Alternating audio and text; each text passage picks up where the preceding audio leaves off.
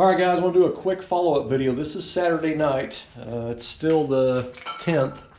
I done a video earlier today, if you caught that. I was talking about the 3 problems I was having with the car. So anyway, I called a buddy of mine, Jason, who's pretty big on drag racing and messing with carburetors. And he come over and we both kind of messed with it for a little bit. He brought his timing light because I thought mine was screwed up. Mine's from the 70s, but he brought his fancy new snap-on, you know.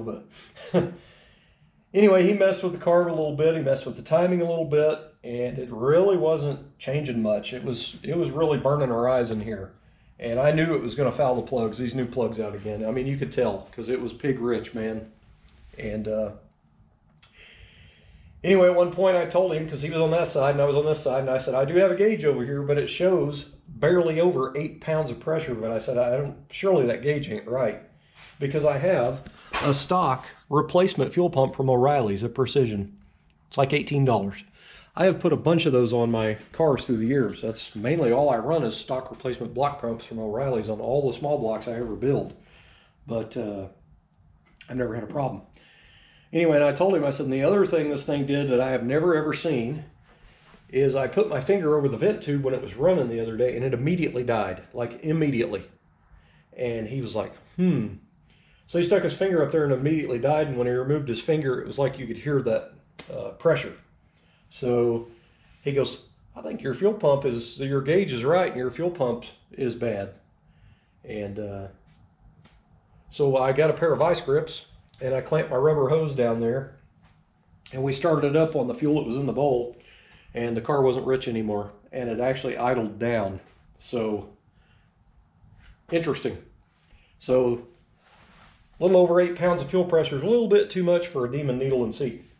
So pretty much what happens is too much fuel pressure, it puts too much pressure in the bowl and forces more fuel into the engine and just runs it rich. So thank goodness I don't have to buy another set of plugs, because the car was still actually starting and idling halfway decent. It was just kind of a high idle. But anyway, so tomorrow's plan is to take the pump off, take it down, warranty it out. I'm going to go ahead and spend a little bit more money on the warranty of it and get an AC Delco, which is probably made by the same company anyway. But that is pretty much the consensus. Too much fuel pressure was what was wrong with the carburetor, running way too fat. So that is pretty damn interesting, to buy an over-the-counter pump for a stock 1980 Chevy pickup 350 and it be too high a pressure. So who would have thunk it? You know what I mean? But I guess, you know, while I was waiting on him to get here, I got my cup holder thing back installed. I got my spacer in from eBay, got my radio mounted. I got my wires all put up underneath out of sight. So the only thing left is a couple of wires over there that are going to go to my A-pillar gauge pod, and at least I did a little bit of work, but not really nothing to write home about. Had another leak issue, as you can see on the floor down there. It's a plug, a big brass plug I've got in the radiator over here. And just a port that was in the radiator, and I put a brass plug in it. I have Teflon paste on it, and I didn't super tighten it or nothing, but I ended up putting another full turn on it. I just need to get the car running and then let the system pressurize, see if it leaks anymore. But hopefully it'll be fixed after fuel pump. But that is your follow-up video. So at this point, I'm kind of thinking I can still make it. Thanks for watching.